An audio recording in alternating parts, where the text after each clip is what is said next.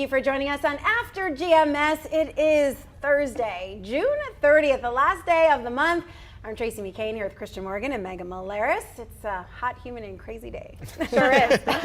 Yeah, Christian, I heard you say earlier, just don't even bother doing your hair today. Yeah, we should have heeded your advice. Yeah, don't even worry about it. The humidity, honestly, the thickest that it's been in quite some time. It is steamy out there this morning, so much so when you walk outside, your glasses kind of fog over if you're wearing glasses. Of course, as we are about to put the wraps on the month of June in the year 2022, it'll go down as a hot month. That's how it'll be remembered. But honestly, if you look back at it, actually kind of evened out. We have 15 days below average, or excuse me, 15 days above average, 12 days below average. And at this point, we've had 2 days at our average temperature. And right now, that average temperature is 88 degrees. So I think we'll come pretty close to that for today. Had some fog early on this morning. That's cleared out now and lifted as you look out over downtown High Point. Temperatures start out in the upper 60s to near 70 this morning. 70 in Winston-Salem, 70 in Burlington, 68 in Asheboro, 70 in Lexington, 69 over in Siler City this morning. There's your dew point map. Kind of looks like pea soup right now, doesn't it? Upper 60s to near 70, even higher than that if you go down to South Carolina and in Georgia. And yesterday, we were kind of keeping that humidity at bay, at least in the morning hours to our south.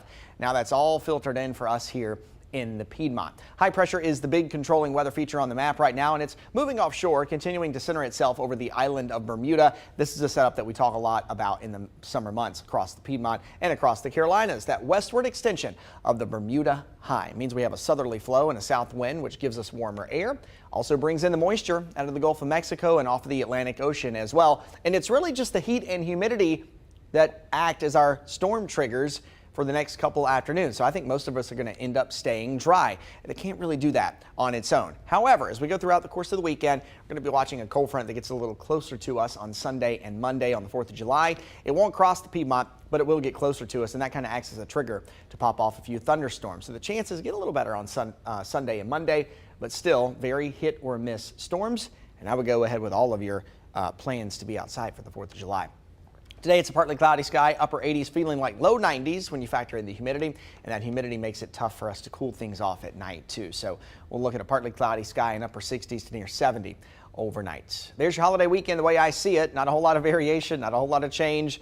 Temperatures hover around 90. The humidity is here. We'll have a low chance of an isolated storm on Saturday. A little better chance of a few afternoon pop-up storms on Sunday and Monday for the 4th of July. And, well, honestly, not a whole lot changes in your 7-day forecast either. It's about what we would expect in the month of July. Heat, humidity will be up around 90 each day with a few pop-up storms each afternoon. Let's get right into our first talker. Already a couple of you weighing in on our feed about inflation. We're all feeling it in some way right now. It has been chipping away at bottom lines across the country. And that's why a Florida restaurant is getting some attention because of a change it made to its menu. Not really the menu, but into its pricing. Yeah, so the restaurant is charging a 10% inflation fee to help pay for rising costs. The owner said it started 6 weeks ago and is only temporary. We'll have some more details in just a moment, but go ahead, join the conversation.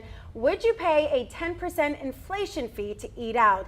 Type your comment in the chat and we will get to it in just a few minutes. Right now, though, we're digging into the details. The restaurant Conkai implemented the change due to a rise in product, transportation, and overhead costs, at least 20 to 30%. According to the Bureau of Labor Statistics, the cost of food went up 10.8% in April, the largest hike in 40 years.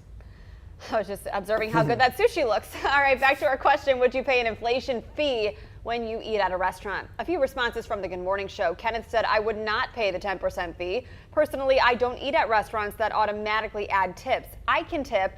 I know what service looks like. EC said, yes, I would pay the extra as long as the food is great. All right, so we're bringing the conversation here to the table first. And, you know, I made this comment earlier. Inflation is just that. There's a rise in costs and products and goods on everything, and it affects every industry. And so you are probably paying more for the cost of food to eat out, or even the things that you're bringing into your kitchen. You're paying more for those things from the grocery store. Everything costs more right now with inflation. And so you're paying for it in one way or the other. Now, this restaurant has decided to tell you, we've added this 10% fee, but chances are you're paying a higher cost regardless if they told you or not. And some restaurants decide, you know what, our prices are just going up, that's what it is. And they don't tell you that there's a 10% charge or something like that. But this restaurant said, okay, we're going to put it out there. Right. But now you have a decision whether or not you're going to pay it or not. And again, this is in Florida, but I wouldn't be surprised if we see it other places. You know, here's the thing. If you have to charge it, I'm fine with it. But I would rather just the price on the menu go up and me just pay it instead of you saying, here's the cost, now we're adding this fee, and then you also have to tip. Right? I would just rather it be included in the price and just not know about it. Right. Because it sounds so much more expensive when you say, well, you have to buy this, then they add this charge. Then I know I have to put tip down. So just make it all one inclusive pricing. It's like free shipping. If you want to give me free shipping, fine. If you have to cover the cost, just up the price. And as long as you say free shipping, you got me. Right, exactly. And we know that shipping has gone up, Yeah. but if you do get the free shipping, then you probably don't even notice it. Right. It's an all-inclusive thing. It just sounds better mentally. I do appreciate the transparency though, and I can see how some restaurant guests would appreciate that too, you know, knowing that, okay, this is the amount I'm paying extra and this is why, because it clearly states it's because of inflation. During COVID, a lot of restaurants had the COVID surcharge. You knew it was because of COVID and restaurants were dealing with staffing issues, or they were unable to operate at full service because of social distancing, Right. or they were takeout only, etc. So I appreciate the being forthcoming about it. That's not to say that the restaurant didn't also increase their menu prices. Again, this was in Florida, this particular situation. But I think there's some level of trust in that too, in disclosing that information. But inflation, it's affecting all of us in some way. This restaurant industry will be hit hard as well. They're already feeling the effects of rising food, just as we are at the grocery store. I mentioned on the Good Morning Show, we have a family friend who runs a catering business, and she drops off meals to her clients once a week, and she has to temporarily at least suspend those services because A, the cost of food is so much, but the cost of gas is so much too. So the profits aren't making it worthwhile for her to do that. Yeah, you know, even our band, you know, and the folks who booked us have started talking about, at least for the momentarily, adding a fuel surcharge if the location is a certain distance away or a certain mileage from the band. Because you know, you have to factor that in when you drive a big truck or a big SUV and you pull a trailer and those kind of things. I mean, that cuts down on some gas. So are you going to tell that goes back to this whole question? Yeah. Are you going to disclose that, okay, this is a fuel surcharge, or are you just going to raise the cost of your overall? So I think it's actually, so the agency that handles all of our clients and our booking, I think they actually handle that. And the way they like to do it is one inclusive price. So like, you know, when you book the band, it's like, well, you get the band and this and this and this, and it includes, it's just one fell swoop. And it's so much easier for a client. And I think it's a whole lot easier for a client to say, okay, I'll buy that if everything's included in one price, rather than this costs. Well, if you want to add this, then it's this cost and then this cost. So I think it'll probably go into just kind of the lump. Yeah, I think it's easy in that industry to do because you don't have to present an itemized bill. Right. It's more of an hourly or, you know, what you're contracted contract to fee. perform. Right. Exactly. Whereas on a restaurant receipt, you will see itemized purchases. You know, you got this for this much, you got this for this much, and then you're wondering, wait, there's a 10%, you know, so they might list it on there. However, if they just rose their prices, you know, all the way around, then they probably wouldn't have to list that. But for your industry, I bet that just makes more sense. Makes sense, yeah. But I don't know. I'm not a business major. We'll find out. I'll figure that out at some point, right? Yeah, so Haywood brought up a good point on our feed. He asked, the question is, are companies going to pay their employees part of that inflation fee? More than likely not. So why do we, the consumer, need to pay the fee when we eat out? We're already paying higher prices due to inflation. Adding an inflation fee would be a double standard, he thinks. Yeah. Shanika said, another thing to consider with restaurants is if their food distributors are charging them an inflation fee. Yeah. I know Shanika, she has a business as well. She is an entrepreneur and has a wedding business and planning and events planning business. So she might have some more insight as to like how things are impacting the, you know, person who has their own company, who is self-employed, because you know that those folks are probably going to get hit first. Right.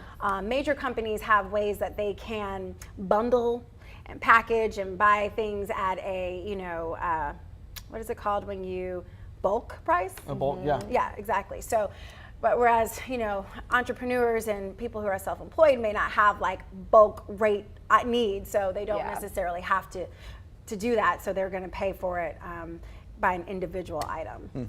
There's a long way to say they're probably getting hit hard before companies. Melody added, I don't believe I would pay the extra fee since prices are expensive enough. Belinda said no inflation fee besides the increase in groceries, and the fact that you have to go from store to store for the items that you need is enough of an increase already.